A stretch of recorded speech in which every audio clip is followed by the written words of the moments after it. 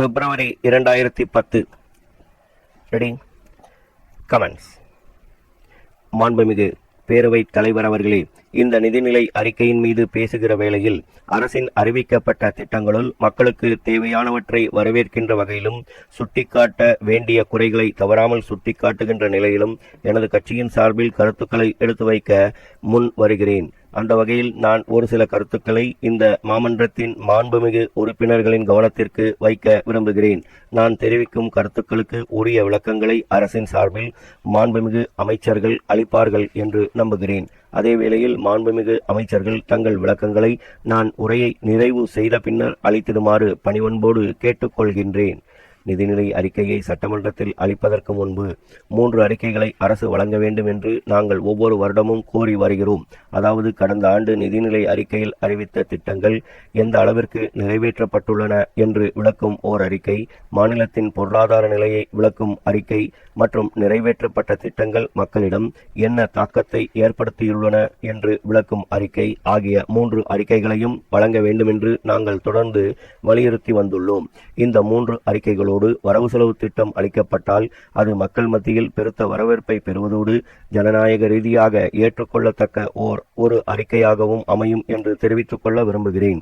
இந்த வரவு செலவு திட்டத்தை உருவாக்கும் முன்பு தொழில் முனைவோர்களை மாநில அரசு கலந்து ஆலோசித்துள்ளதை நான் வரவேற்கின்றேன். அதே நேரத்தில் நமது மாநிலத்தின் ஆதார தொழில்களாக உள்ள விவசாயம், நெசவு, மீன்பிடி தொழில் போன்றவற்றின் பிரதிநிதிகளையும் மக்கள் பிரச்சனைகளை தினந்தோறும் வெளியிடும் பத்திரிகை துறையினரையும் அரசு கலந்து ஆலோசிக்க வேண்டும் என்ற வேண்டுகோளை இந்த நேரத்தில் வைக்க விரும்புகிறேன். எனது கட்சியின் சார்பாக இந்த ஆண்டும் நிதிநிலை அறிக்கை தயாரித்து அளிக்கப்பட்டுள்ளது என்பதை சுட்டிக்காட்ட விரும்புகிறேன். அதில் நாங்கள் அரசுக்கு பல்வேறு ஆலோசனைகளை தெரிவித்துள்ளோம். அதில் மிக முக்கியமானது சாதாரண குடிமகனும் உயர் பதவியில் உள்ளவர்களை போன்று சிறந்த மருத்துவ சிகிச்சை அளிக்கப்பட வேண்டும் என்பது.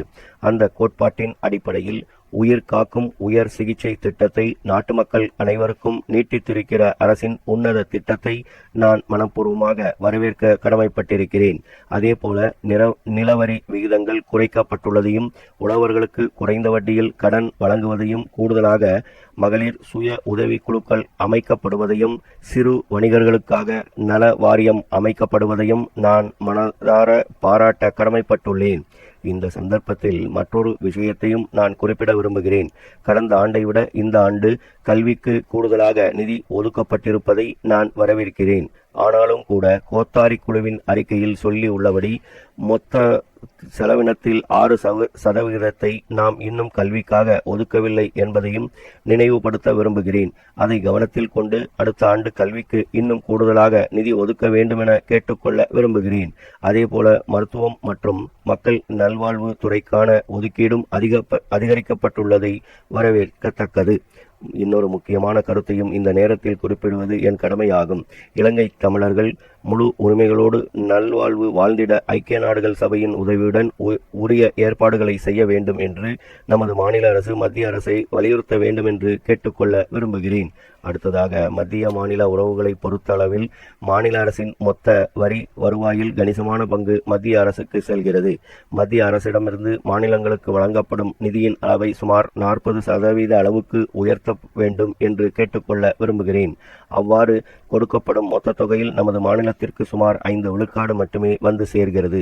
பல்வேறு துறைகளிலும் ஒதுக்கப்பட்ட மத்திய நிதிகள் அனைத்தையும் நமது மாநிலம் நல்ல முறையில் செலவழித்ததோடு மக்களின் வாழ்க்கை தரத்தை கணிசமான அளவுக்கு முன்னேற்றியுள்ளது.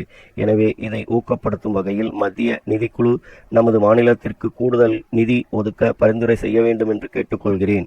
ஆனால் இதற்கு மாறாக தமிழ்நாட்டை வளர்ச்சியடைந்த மாநிலம் என்று வகைப்படுத்தி நமக்கு வரக்கூடிய மத்திய நிதி ஒதுக்கீடு குறைக்கப்படுவதை உள்ளபடியே வேதனை அளிப்பதாக உள்ளது என கூறி பேச வாய்ப்பளித்தமைக்கு நன்றி கூறி உரையை நிறைவு செய்கிறேன். நன்றி, வணக்கம். ஸ்டாப்.